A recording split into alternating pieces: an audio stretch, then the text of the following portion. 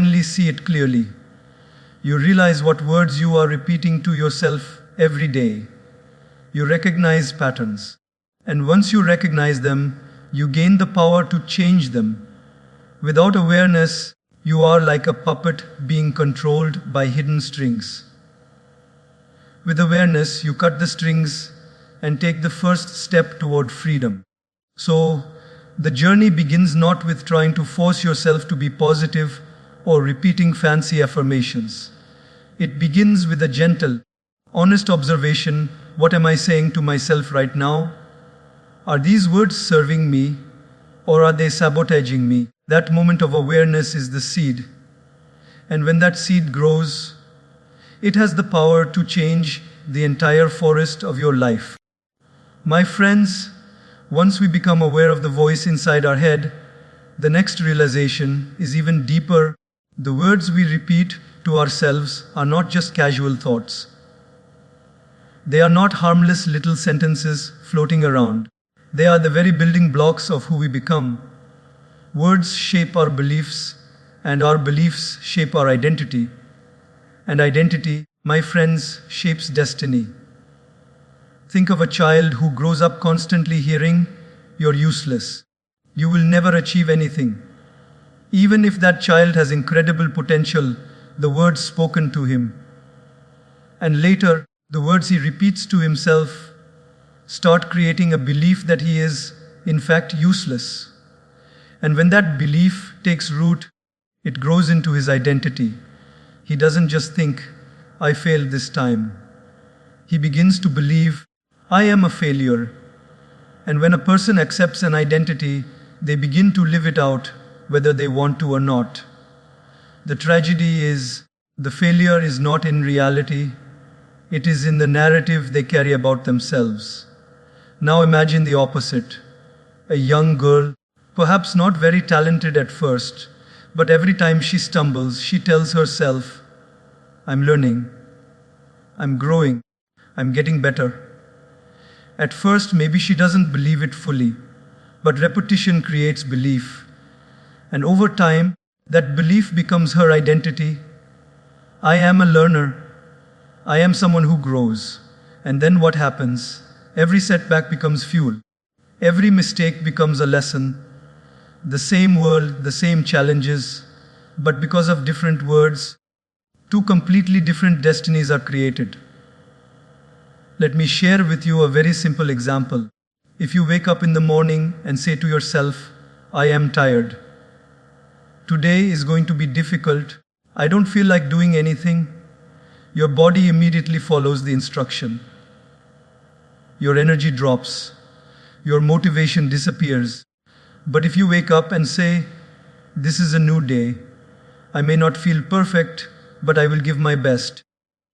I will find one reason to smile today," the body also follows that instruction. The words we repeat don't just sit in the mind. They send signals throughout the entire system. They literally change our chemistry. It's like the story of two wolves inside every human being. One wolf represents doubt, fear, anger, and self-hatred. The other represents confidence, kindness, courage, and love. Which wolf wins? The one you feed. And how do you feed them? With words. When you keep saying, "I can't, I'm not good enough, I'll never succeed," you are feeding the wolf of fear until it grows so strong that it controls you. But when you say, "I will try, I'm learning, I'm capable," you feed the wolf of courage. Over time, that wolf becomes your protector, your strength. Sometimes people say, "But I don't want to lie to myself. I really feel like a failure."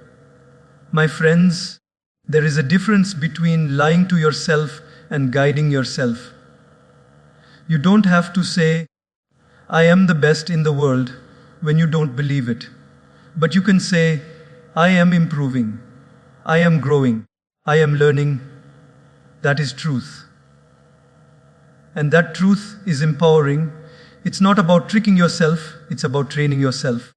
Remember, your mind is like fertile soil. Every word you repeat is like a seed. If you keep planting seeds of negativity, Don't be surprised when weeds grow. But if you plant seeds of encouragement, consistency, and hope over time, you will see a garden of strength and joy. The soil doesn't care what kind of seed you put in. It will grow whatever you plant. That's why your words are everything. They are not simply sounds in your head, they are seeds of your future. So, never underestimate the sentences you repeat to yourself, because every I can or I can't, every I am or I'm not, is building the person you are becoming. Change your words and you will change your beliefs. Change your beliefs and you will change your identity. And once your identity changes, my friends, everything in life begins to transform. My friends, have you ever noticed how food affects your body? If you eat fresh fruits, wholesome meals, and nourishing food, your body feels energized. But if you eat junk, oily, processed food every single day, your body feels heavy, sluggish, and drained. In the exact same way, the words we say to ourselves are the food for our mind. Positive self-talk is like healthy nutrition for the soul. Negative self-talk is like poisonous junk that slowly weakens us from the inside. Think about it the moment you say to yourself, I can handle this. Even before the situation has changed, your body receives a surge of energy. You stand taller, your breathing deepens, and you feel lighter. But the moment you whisper, I can't do this, I'm not good enough, notice what happens. Your shoulders drop, your energy drains, your chest tightens, your mind shuts down possibilities. Nothing on the outside changed. It was the same challenge, the same task, the same environment, but the words you spoke inside completely changed your energy. There is a powerful connection between the brain and the body, and it runs through the words we repeat to ourselves. Neuroscience shows that our brain cannot distinguish between reality and imagination when emotions are involved. That means if you keep telling yourself, I am weak, I am tired, I am unlucky, your brain and body begin to behave as if it is the truth, even if reality is very different. And the opposite is also true. If you keep telling yourself, I am strong, I will find a way, I will get through this, your brain begins to release the chemicals of motivation and hope. The body responds with energy. You literally shift your physiology with your self-talk. Let me share a story. There was once a marathon runner who injured his leg just before the race. Everyone told him, you cannot do it, you'll only make it worse. But inside, his self-talk was different. He kept repeating, I will finish this race, even if I don't win. I am strong. I am capable. He began the marathon limping, but step by step, the inner voice gave him strength. Hours later, he crossed the finish line. He didn't break a record. He didn't come first. But he achieved something much greater. He proved that the energy within us flows not from the body first, but from the mind first. His positive self-talk generated the energy to keep moving when everything else told him to stop. Now compare this with someone who is perfectly healthy, but has the opposite dialogue in their mind. They wake up in the morning and say, I'm so tired. Today will be boring. Nothing exciting ever happens to me. Even though their body is capable, they walk through the day exhausted, dragging themselves through hours, and at the end they say, see, I knew it. Today was just like every other day. But the truth is, it wasn't the day that was draining them. It was their words. Their self-talk stole their energy before life even began to test them. We have to understand that every single word we say to ourselves either charges our inner battery or drains it. Just like your phone cannot work if the battery is empty, your mind cannot create, cannot focus, cannot perform if your words are constantly draining its charge. The beautiful thing is, you are the one holding the charger. And the charger is your self-talk. Each encouraging word, each sentence of hope, each gentle reminder to yourself, I can, I will, I am capable, is like plugging your mind back into the source of power. That's why people who practice positive self-talk often look like they have extra energy, extra glow, extra strength. It's not that their life is easier. It's not that they are luckier. It's because they have mastered the art of feeding their mind with words that fuel them rather than exhaust them. They may face the same storms, but they walk with energy because their self-talk becomes their shelter and their power source. So, the next time you feel tired, demotivated, or hopeless, pause and ask yourself, what am I saying to myself right now? Is it draining me or is it fueling me? Because in that moment, you hold the switch, and with one change of dialogue, you can shift from powerless to powerful, from drained to energized, from hopeless to hopeful. That is the power of positive self-talk. It is not just empty words, it is energy in motion, shaping how you feel, how you act, and ultimately how you live. My friends, have you ever noticed how the way you treat yourself becomes the way you treat others? There is something very subtle yet very profound about the mirror of self-talk. The words you use with yourself do not stay inside you. They reflect outward in how you speak, how you behave, and how you connect with others. If your self-talk is harsh, critical, and judgmental, you will unconsciously begin to treat others in the same way. But if your self-talk is kind, encouraging, and compassionate, you will naturally extend that same kindness to those around you. Think about this. If a person is constantly saying to themselves, I am not enough, I am not worthy, I am broken, then when they see someone else succeed, they often feel envy, bitterness, or resentment. Why? Because their own inner voice has taught them to look at life through the lens of scarcity and inadequacy. Their inner dialogue becomes a filter through which they view the world.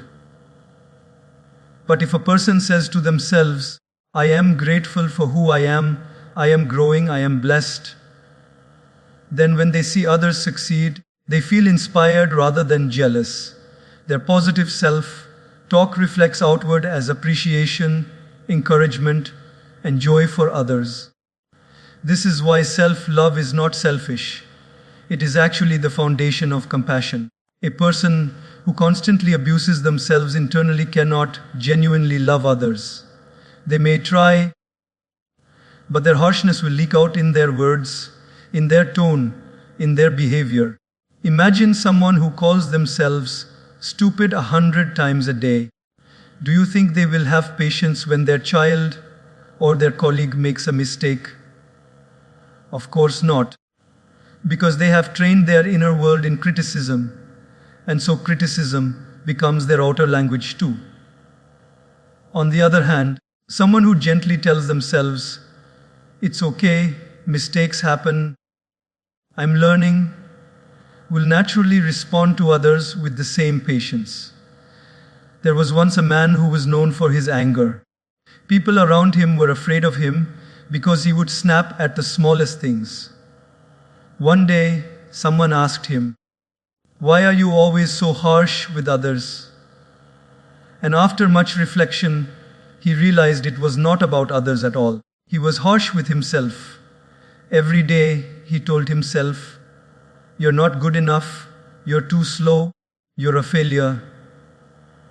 That anger he carried inside spilled onto everyone else. When he slowly learned to change his self-talk, to tell himself, I am trying, I am capable, I am improving, the fire of anger began to cool, and people noticed he had become gentler.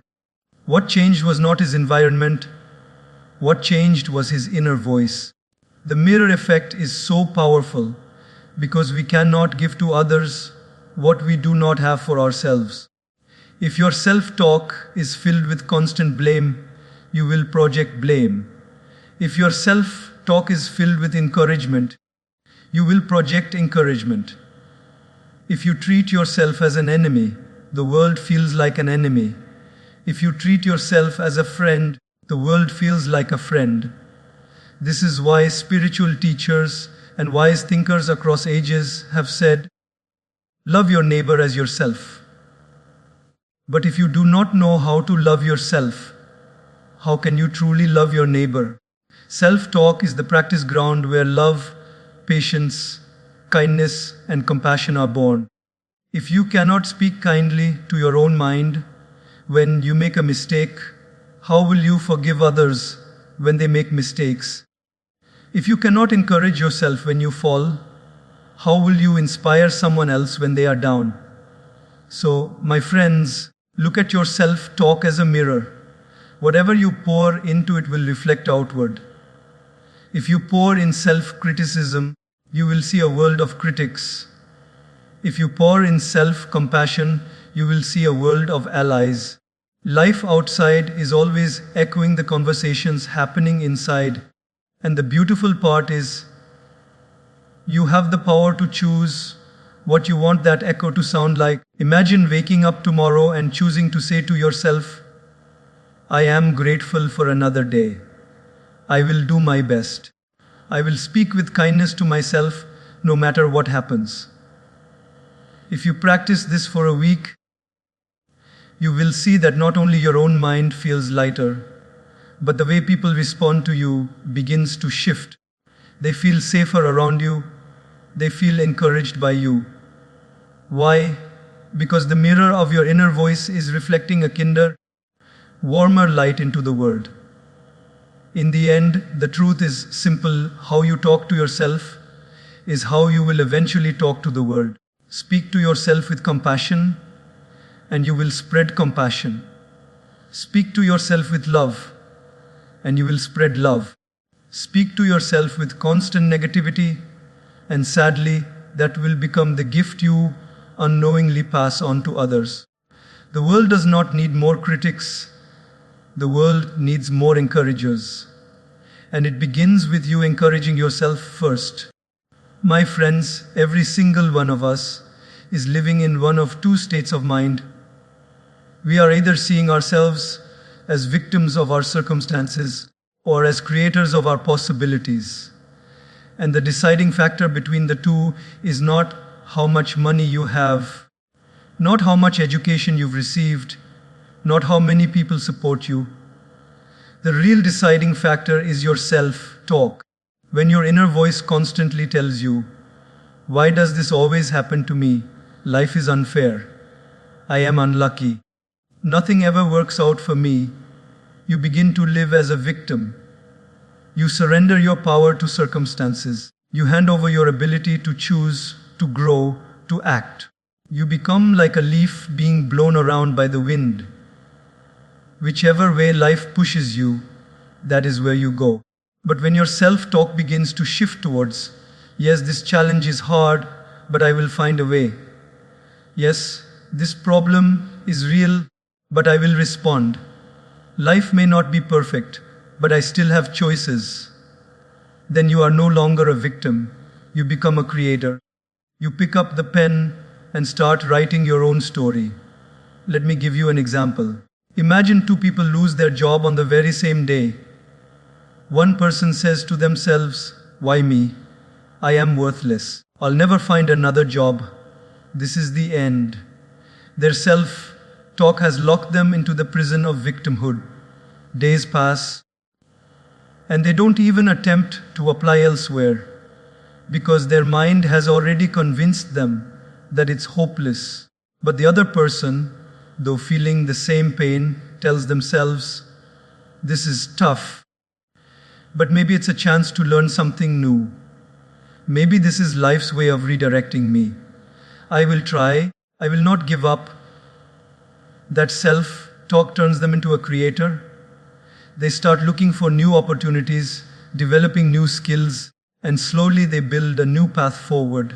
Same situation, same setback, but two completely different lives created by two completely different inner voices.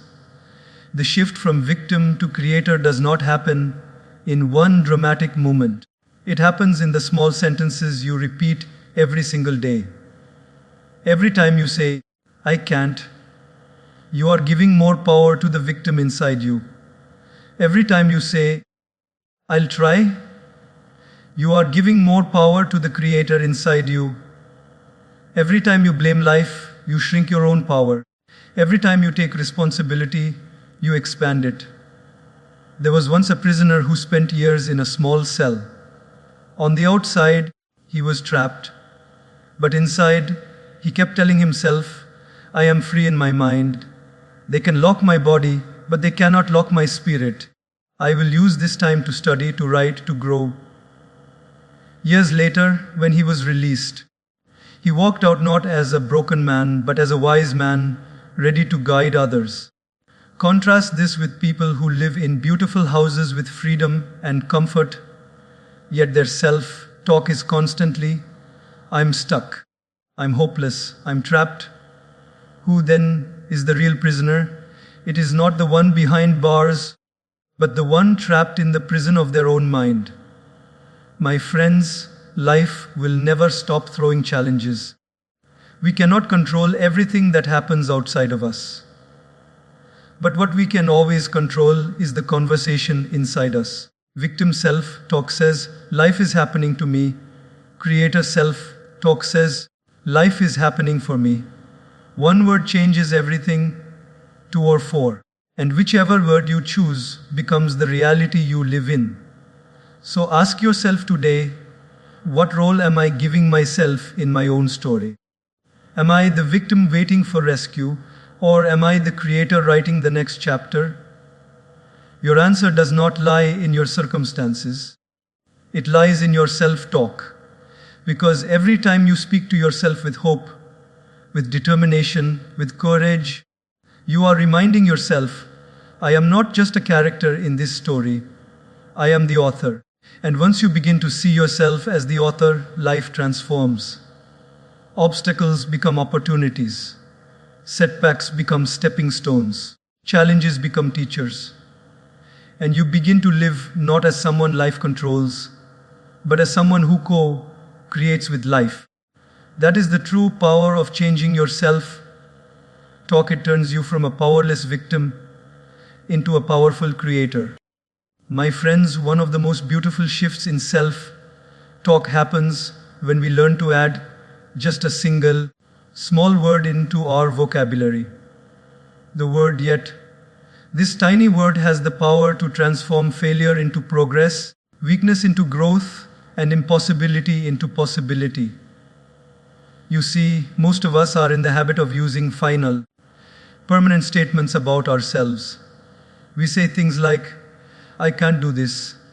I'm not good at math. I'm not confident. I'm not capable of speaking in public. I will never be successful. And the moment we speak in such final terms, we close the door of growth. We declare that the story is finished, when in truth, it has just begun. But when you add the word yet, everything changes. Instead of saying, I can't do this, you say, I can't do this yet. Instead of, I'm not confident, you say, I'm not confident yet. Do you see the difference? One is the language of hopelessness, the other is the language of hope. One shuts the door, the other keeps it open. One freezes your potential, the other allows it to breathe and grow. Let me share with you a simple example. A child is trying to ride a bicycle for the first time. He falls. He tries again, and he falls again. Now if he says, I can't ride a bicycle, and leaves it there, his story ends in failure.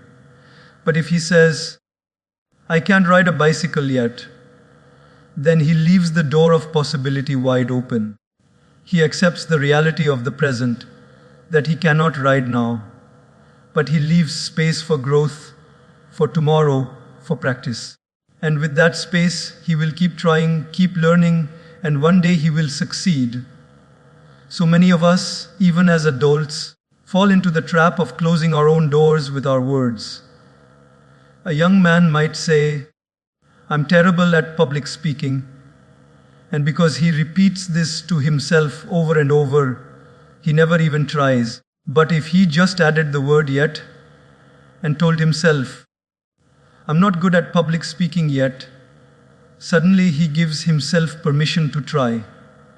He gives himself permission to fail, to learn, to grow. That one small word turns failure into a stepping stone instead of a stumbling block.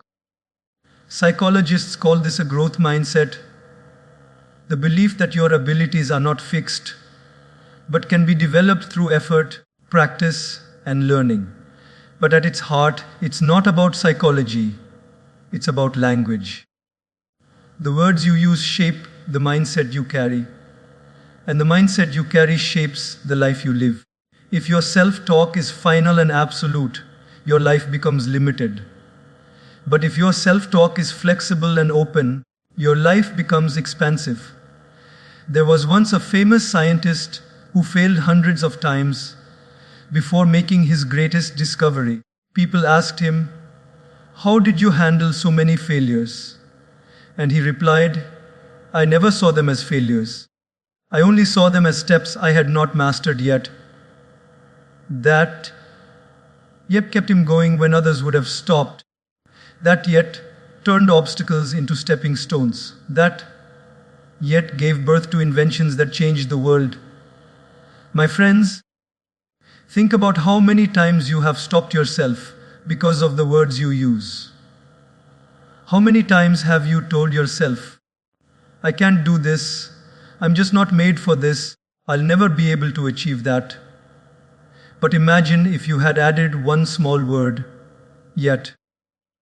Imagine the doors that would still be open, the possibilities that would still be alive, the dreams that would still be breathing. So the next time your mind tells you, "I can't," I want you to pause, smile, and add, "Yet."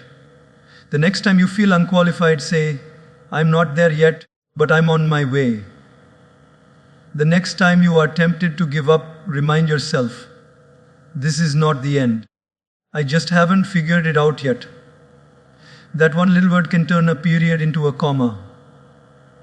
It can turn an ending into a beginning. It can turn despair into hope. Remember, life is not asking you to be perfect right now. Life is only asking you to keep the door open. And the word "yet" is the key that keeps it open. Use it. Hold on to it. Speak it to yourself until it becomes a part of your inner dialogue. Because once you embrace "yet," you will never again see failure as the end. You will only see it as a step on the journey. And that shift, my friends, can change the entire direction of your life. My friends, one of the most powerful transformations you can ever make in yourself talk is shifting it from complaint to gratitude. Most people spend so much of their inner dialogue focusing on what is missing, what they don't have, what went wrong, and what could go wrong next. The inner voice constantly says, "I don't have enough money. I don't have enough time. I don't have enough support. I am not where I should be in life." And with every one of these sentences, their energy shrinks, their hope weakens, and their joy disappears. Complaining self-talk creates a restless, anxious, dissatisfied life. But the moment you change your inner dialogue to gratitude, everything changes. Imagine waking up in the morning. If the first words you tell yourself are, "Another stressful day, I'm so tired, life is hard, why is everything always difficult for me?" Then before the day has even started, you've already poisoned your heart. The weight of those words stays with you through the hours. But imagine instead that you wake up and say, "Thank you for this breath. Thank you for another day. Thank you for the opportunities I will find today." Suddenly your chest feels lighter. Your heart feels open. Nothing about the outer world has changed. the same job, the same responsibilities, the same challenges. But because your self talk is filled with gratitude, your entire experience of life feels different. Gratitude is not about denying problems or pretending life is perfect. Gratitude is about choosing where to focus. A person can look at a glass of water and say, "Why is it half empty?" That is complaint self-talk. Or the same person can look at the same glass and say, "How wonderful, it is half full." That is gratitude self-talk. The amount of water didn't change. What changed is the inner voice that interprets reality. There was once a man who traveled the world meeting both the richest and the poorest. When he asked the wealthy what they felt, many of them said, "I don't have enough, I want more." But when he asked the poor, many of them smiled and said, "I am grateful for the food I ate today. I am grateful my children are safe. I am grateful I woke up this morning." And he realized something profound. Wealth does not guarantee gratitude, but gratitude always makes you feel wealthy. It is not the bank account that decides your joy. It is the self-talk you practice in your heart. Science now shows that gratitude literally rewires the brain. When you repeat words of thankfulness to yourself, your brain begins to release dopamine and serotonin, the chemicals of happiness and calm. It strengthens your immune system, reduces stress, and even improves sleep. And all of this begins not with medicine, not with therapy, not with external success, but simply with changing your self-talk from "I don't have enough" to "I am blessed with so much." Think of how different your relationships become when you practice gratitude self-talk. If you constantly say to yourself, "My partner doesn't do enough for me, my friends don't support me, my family never understands me," you carry resentment, and resentment poisons your words. But if you say, "I am grateful for the small things my partner does, I am thankful for the moments my friends show up, I appreciate that my family cares in their own way," then your words to them will be softer, kinder, warmer. Gratitude inside becomes harmony outside. And what about the relationship with yourself? So many people speak to themselves only in complaints. "I'm too fat, I'm too slow, I'm not smart enough, I should be further ahead in life." Can you imagine living with a friend who spoke to you like that every day? You would run away. Yet we trap ourselves with that friend in our head. Gratitude self-talk says instead, "I am thankful for my body that carries me, for my mind that learns every day, for my journey that is unfolding step by step." When you shift to this language, you no longer fight yourself. You begin to appreciate yourself. And appreciation is the foundation of growth. Gratitude does not mean you stop striving for more. It means you strive from a place of fullness, not emptiness. You still chase your dreams, but your self-talk becomes, "I am grateful for what I already have, and I look forward to what is coming," rather than, "I will never be happy until I get more." The first gives you peace along the journey. The second makes you restless no matter how far you go. So, my friends, I urge you, train your inner voice to practice gratitude every day. When you wake up, list 3 things in your mind you are thankful for. When you face a challenge, remind yourself of something that is still working in your life. When you feel like complaining, catch yourself and replace it with a thankful thought. It may feel small, but these small changes in self-talk add up to a big transformation. Because here is the truth, gratitude self-talk is like light. The more you switch it on, the more it pushes away the darkness of fear, stress, and dissatisfaction. And the more light you shine inside, the more your entire life begins to glow on the outside. Gratitude self-talk my friends, is not just about being polite or positive. It is about reprogramming your mind to see abundance where others see lack, to see blessings where others see burdens, and to see possibilities where others see problems. And when you live in that state, you don't just survive life, you truly thrive. My friends, one of the deepest shifts in self-talk happens when you start treating yourself with the same kindness and compassion that you so easily give to others. Think about it. When a close friend comes to you saying, "I've failed, I've made mistakes, I'm not good enough," what do you say? You don't scold them. You don't push them deeper into shame. You say, "It's okay, you're learning. You are stronger than you think. Don't give up, things will get better." Your words are full of encouragement and warmth. But when you yourself fail, when you yourself stumble, what does your self-talk usually sound like? It often becomes cruel. "I am such an idiot. I never do anything right. I don't deserve success. I will never change." You become your own harshest critic, saying things to yourself that you would never say to another human being. This is why self-compassionate self-talk is so powerful. It is the act of turning that same gentle, forgiving, uplifting language inward. Instead of becoming your biggest enemy, you choose to become your strongest ally.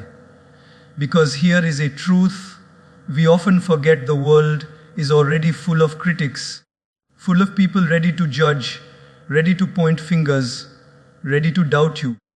But what happens when your own mind becomes another one of those critics? Then you are outnumbered, attacked both from outside and from within. But if you change yourself, talk to kindness, then even if the whole world stands against you, you still have one voice, your own, that says, "I believe in you. I forgive you. I know you can rise again." And sometimes that one voice is enough to keep you moving forward. There is a famous Japanese practice called